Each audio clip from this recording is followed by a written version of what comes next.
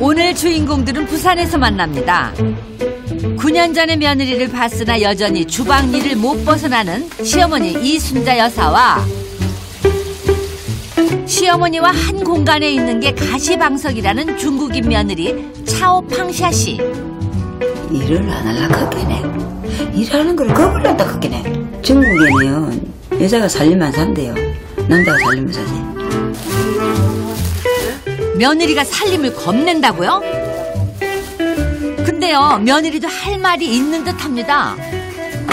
시어머니 눈에서 이렇게 해야 되고 저렇게 하면 안 되는 거 이렇게 가르쳐 주는 거 아니고 생방식으로 이것도 못하고 저것도 안 되고. 목에 들어가서 이러면 하면은 자기도 더 나고서 그러면 어머니 뭐 즐겁지 뭐 할 거 없어요. 안 나오고 이러고 앉았다 그래. 강산 변할 세월 동안 고부 인연 맺었지만은 며느리는 아직도 시댁 살림이 겁나기만 하고 시어머니는 그런 며느리가 못마땅합니다. 한 번은 또 이렇게 집에 가볼게는 상추를 한 것을 이렇게 사다 놨고 거기 진짜 다 뭉개지갖고 다 썩어 빠지고 냄새가 썩어내나요. 주방에 들어가라고 하면. 며느리 살림 솜씨에 속 터지는 시어머니. 아이고 시어머니가 역정 낼만 하다. 저도 싫어하긴 했는데 아예 한번 손 안 대잖아요. 근데 그런 안 했네. 또 나도 또 하기 싫고. 이에 대해서 감정이 없다고 했잖아요. 그럼 며느리 인정하는 거 아니죠. 그때부터는 내가 한국에서 가족 없다. 9년 세월 철옹성 같은 벽 만들면서 마음 닫고 살고 있는 고부에게 과연 어떤 사연이 있을까요?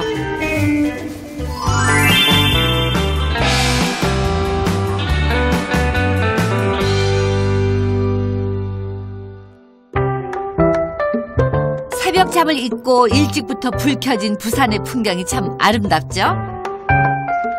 근데요, 여기에 또 새벽부터 하루를 시작하는 분이 계십니다. 새벽 4시 전에 일어나는 습관이 몸에 밴 지 40년이 넘으셨대요. 내 그래 일찍 일어나야 돼. 내 안 그랬을까. 도시락 싸고 밥 줘야 되고. 경비 일로 새벽 일찍 출근하는 남편을 위한 아침밥 챙기랴 밖에 밥 안 먹는 남편 때문에 도시락을 2개씩 싸신답니다. 아들 학교 다닐 때 싸면서 계속 싸잖아요. 계속. 아들 학교 보낼 때 싼 그제를 사다 계속 먹고 오래됐지요. 결혼한 지 44년 됐지만은 아직도 남편 밥상을 안방으로 대령한다는 이순자 여사. 아니 그나저나 요즘에도 이렇게 밥상을 받아서 드시는 용감한 남편이 계셨어요? 음식은 뭐 집에 사람 싸주는 게 항상 만족하고 항상 좋거든. 그래가지고 나가가지고 이거 뭐 지저분하니 뭐 사먹고 이런 거 없고 항상 뭐 집에서 싸주면 그게 항상 좋아가지고 항상 싸가는 말. 근데 좀 미안치. 집에 사람이 항상 밥을 싸주고 뭐 이상해. 아내에게는 만족하지만은 불만스러운 한 사람이 있답니다. 큰 미네를 갖다가 중국 미네를 반환하는 게 아이고 참. 아무리 그 중국 법이지만도 지문은 밥그릇을 씻어야 한다. 지문은 밥그릇을 씻도 못하는 그런 미네리가 한날 말썽거리 이렇게 하고 안 좋은 소리 하지 마서. 살림 고수 아내와는 확연히 차이가 나는 며느리. 며느리 사랑은 시아버지라는데 이 집 사정은 다르네요. 남편 새벽밥을 시작으로 집안 청소를 시작하는 이 여사. 평소에요 지저분한 꼴을 못 보시는 성격 탓에 단 몇 분도 손을 놀리는 일이 없으십니다. 우리 아저씨가 보고 못 있었겠는데 지지부랑 우리 아저씨가 제대로 못 보고서 그런 거. 나는 집을 일어나고 나는 못 있어요. 밥을 그렇게 내가 자꾸 싸우잖아 이래갖고 이래 자꾸 일 안 채우고 있었겠네. 싸우잖아 자꾸. 와 이 집을 좀 안 채놓어. 이런 것도 좀 안 채놓어. 자꾸 이러면은 뭐 그거다가 맞아가 막 들었지 맞지? 여기 있잖아요. 우리 아들 사전하고 여기 다녔나? 이게 저요. 덜렁 아들 사진 한 장 걸린 이 방은 8년 전 아들 내외가 썼던 방인데요. 바로 이 방에서 고부의 예상치 못한 갈등이 시작됐다고 합니다. 아들은 이제 그래 뭐 하나 뺏겠다고 생각해야 되지요. 아들로 내려오겠어요. 한국에 반장 내려오겠어요. 그거 살면 안 된다고. 네가 꼬셨다. 네가 꼬셔서 내 아들 이제 한국에 안 들어온다. 그렇게 얘기하신 거예요. 꼬시다 그 단어에 대해서 지금까지도 듣기 싫잖아요. 자존심 그때 상했어요. 9년 전에 중국 유학 중이던 아들이 며느리를 만나서 연애를 하고 한국이 아닌 중국에서 결혼을 했다는데요. 한국에 계신 부모님이 참석을 못 하셨대요. 자석 하나 뺏겠다. 우리 아저씨가 만나 그래서 우리 아들 아니다 이런 생각했는 기라. 부모도 없이 결혼한 아들 내외가 괘씸할 만도 하죠. 그러다 보니까 며느리가 미울 수밖에 없죠. 시댁에서 30분 거리에 9년 동안 인정받지 못하는 며느리가 살고 있습니다. 결혼 후에 중국에서 1년 정도 살다가 한국으로 들어와서 살기 시작한 지 8년 됐어요. 감기 약이야. 감기 걸렸어요. 누구요? 4명 정도 나요. 저희 집에 항상 약이 많이 있어요. 믿음이야. 알겠어. 어머나 세상에. 아니 애가 4명이에요? 고부 사이는 안 좋아도 부부 금술은 또 남부럽지 않은 것 같아요. 습관 됐어요. 별로. 이제 몇 년째 지금 계속 하니까. 이 신랑 만약에 옆에 없으면 열나고 설사하고 그래서 쭉 이어서 계속 아프면 그때 제일 힘들어요. 아들만 넷이라는데 어째 셋밖에 안 보이나 했더니 2살 박이 막내 아들이 자다가 깼네요. 하나도 힘든데 넷이래요. 한창 크면서 탈 많을 나이의 아이들 때문에 며느리 차오 팡샤씨가요. 일상이 고단함의 연속입니다. 집에 들어오면 아무 생각 없어요. 그냥 일만 해요. 아니 일만 한다고 그러더니 냉장고 정리는 안 하셨나 봐요. 아구 그래도 그렇지 시어머니 아닌 우리가 봐도 이건 뭐 너무너무 심하다. 나 가봐요. 나 생일 주방에가 안 들어가요. 하면은 고구마를 3,000원짜리 사다가 삶아 먹으라고 갖다 주놨겠네. 맨날 미술에 있다가 한번 가보겠네. 스카하고 벽에다 내놨더라고요. 해먹지 모르겠대. 이제 스카 입는 거 아니게요. 그거.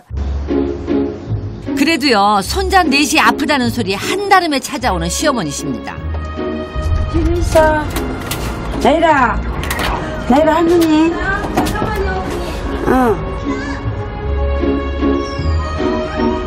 그랬나? 손 뻗으면 닿을 지척에 살면서도 서로 왕래가 잦지 않은 고부집안은 손주는 눈에 밟힌대요. 며느리 집에 와서도 이 여사는 손자 얼굴만 쳐다봅니다. 올 일 됐는데 말로 자꾸 없겠습니까? 내일도 바빠 죽겠는데 내일도 내 살림살가 올 일이 없어요. 아무리 며느리 집에 자주 안 오는 시어머니가 환영을 받는 시대라지만은 서로 얼굴을 안 보고 살다가 보니까 소소한 일상 대화는커녕 변변한 안부 인사도 거의 없어요.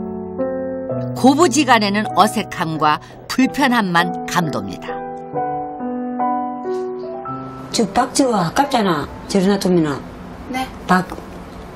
예, 제가 냉장고 열어놔라. 다른 사모님한테. 그러면 어떻게 해먹을 주라. 아유 그냥 네 이렇게 한마디 하면 될걸. 며느리 말에 그냥 이 여사가 할 말을 읽습니다. 재하라 가서. 졸린 애를 핑계로 방으로 들어가 버리는 며느리. 나도 이제 좀 있어 갈란다. 가야 돼. 집에 천지 막 일이 밀려가지고 나도. 굳이 뭐 대접을 받으려고 온 거는 아니지만 며느리가 야속해질 때가 많습니다. 내 앉아 이 아들 집에 가도 밥 한 숟가락 안 얻어먹고 오세요. 실제로 아들 집에 가면 솔직히 이제 밥이 목에 안 넘어가요. 앉아가 실력이가 없다. 며느리 살림을 보면은 마음에 안 들어서 잔소리를 늘어놓게 되고 그러면은 둘 사이가 더 벌어질까봐 눈뜬 장님이 되겠다고 마음을 먹은 이 여사입니다. 근데요, 하필 청소 안 한 주방이 딱 걸리는 거예요, 그냥. 내 갈게, 집에. 그래, 나오지마, 애기 자라.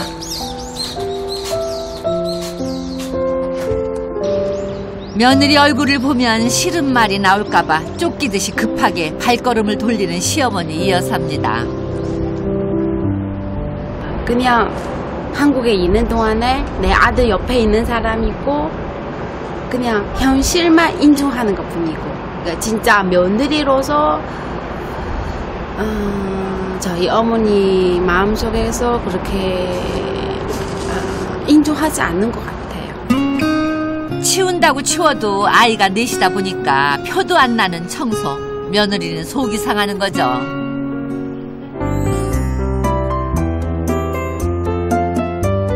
오늘은 남편이 집에 오는 날입니다. 시어머니가 며느리한테 빼앗겼다던 그 문제의 남자인데요. 월요일부터 금요일까지는 수원에 있는 대학원에서 공부하고 주말에만 부산 집에 내려온답니다. 그렇게 웃지 마라. 진짜 보기 싫어. 뭐 어떻게 웃으라고. 진짜 그거 보기 싫어요 정말. 하여튼 안 돼. 그러니까 내일 올라가는 거 안 되고. 지금 결혼해서 지금 거의 10년 정도 되잖아. 나도 공부하고 싶어, 솔직히. 나도 지금 집에서 공부할 때 수아 옆에 왔다 갔다 하고 맨날 이거 똑같이 이렇게 해서 반복해야 되고 애 한두 명 보는 것도 아니고. 근데 이제 한 학기만 하면 끝나잖아. 근데 재건해서 한 1년 더 해야 되잖아. 3개월만 좀 다니면 되니까. 그럼 참아서 3개월만. 난 많이 참아다 지금까지 엄청. 이제 마지막에도 어떻게 해? 포기해. 오후에 시어머니가 다녀간 후 심기 불편했던 불똥이 남편한테 튑니다. 괜찮다 이제. 아니요, 항상 안 괜찮아요. 왜 그런데? 당신도 그렇고 당신 집안에 어머니하고 아버지 원하던 한국 여자처럼 그렇게 나를 키우고 그렇게 만들어주려고 싶은 거예요. 그거 틀린 거예요. 왜냐면 내가 한국 사람 아니니까. 당신 입장에서는 그게 맞지만 아버지 어머니 뭐 어떻게 해야 되는데, 뭐 중국을 경험한 것도 아니고 중국 문화도 아는 것도 아니고 아버지는 한국 사람이니까 당연히 그러면 한국적인 걸 원하지 뭐 어떻게 하라고 그렇게 살아오셨는데 일평생을. 그렇지 않으면 가르쳐주면 되잖아요. 누가 알아? 아는 사람 없어요. 당신은 달라요. 어떻게 가르쳐줘요 부모님을. 당신은 그냥 쉽게 그렇게 가르쳐주면 된다 하지만 아들 입장에서 그 얘기 못한다. 장난이고. 집을 그렇게 오래 떠나 있다가 들어왔는데 아버지 어머니 보기도 미안한데 그치, 며느리 이러니까 며느리한테 이렇게 해달라 저렇게 해달라 소리 높이지 마. 어떻게 얘기하는데 그걸. 부모님과 풀지 못하는 아내를 이해 못하는 남편. 그런 남편이 야속한 아내입니다. 내가 생각해둔 거 뭔지 알아요? 뭔데? 내 가족 없으니까 그렇게 되는 거예요. 내 갈 데 없어. 갈 필요 없어요. 내 당신만 믿고 이제 한국 들어왔잖아. 나 이거 포기하고 중국에 들어갈 수 있어. 잘 살 수 있겠어. 나 분명히 얘기한다. 이런 상황이라면 혼자서라도 중국에 가서 살겠다는 아내의 말에 남편은 생각이 많아집니다. 부모님 댁에 한 10개월 정도 같이 생활을 했었는데 실은 그때 제가 공부를 한다고 주말 부부처럼 이제 지냈었어요. 같이 아내하고 있는 어머니하고 같은 한 공간에 있는 시간이 뭐 주말 요 시간 되니까 어떤 모습으로 같이 지냈는지는 아내한테 얘기 들으면 그때 좀 알까 그렇게 많이 지켜보지는 못했는데 서로가 좀 많이 어색해 하셨어요. 아내도 그랬고 어머니도 그랬고. 뭐가 일하실 때는 입에서 붙은 저도 못 듣는 그 얘기하셔요. 며느리에 대해서 불만이 얘기하시는 거죠. 근데 구체적으로 부산 사투리잖아요. 제가 초기에 못 알아들었어요. 저에 대해서 불만하는 거는 알고 무슨 말씀하시는 건지 못 알아듣고. 한국에 와서 처음 1년 가까이 부모님 집에서 살았던 아들 내외. 사는 내내 서로 대화도 안 되고 문화도 달라서 고부 사이에는 바람 잘 날이 없었답니다. 내가 우리 아들을 불러갖고 그래서 누구 나는 엄마하고 너하고 엄마하고 못 살겠다. 너가 방해해라. 도저히 나 이러면 못 살겠다. 엄마 그때 막 그럼 너가 안 나오면 내가 나갈게. 얼굴 보고 싸우느니 아들 내외를 나가라고 했던 시어머니 이 여사. 그러던 어느 날 결혼을 앞두고 창고에 혼수 물품 쌓아놨던 막내딸이 물건 정리를 하면서 일이 커졌습니다. 며느리가 중국에서 나올 때 큰 가방을 이래 한 개 가져 나오더라고. 그러다 얘 창고에 여놨거든. 막내딸이 이러라고 하면 엄마 짐을 좀 갖다 옮겨놔야 되겠다. 이랬거더라고. 그러면 짐 갖다 옮겨놔라 가가라. 이랬더만. 그래 이제 베개떼기 빼냈어. 며느리가 소리 듣고 이제 뛰나오더라고. 뛰나와갖고 막 자기 짐 막 가는 거 싶어갖고 막 난리 지르는 기라. 사건이 있기 며칠 전에 분가를 하라고 했던 시어머니. 며느리는 짐을 빼서 쫓아내는 걸로 오해를 했다는데요. 말이 안 통하다 보니까 오해가 오해를 낳고 또 마음의 문까지 닫아버린 거죠. 나갔을 때 언니가 일부러 잠갔다고 생각하신 거예요? 네. 그렇지. 어머니 문 잠그는 소리 들었어요, 제가. 뭐뭐 얘기하고 콱 문 잠궜어요.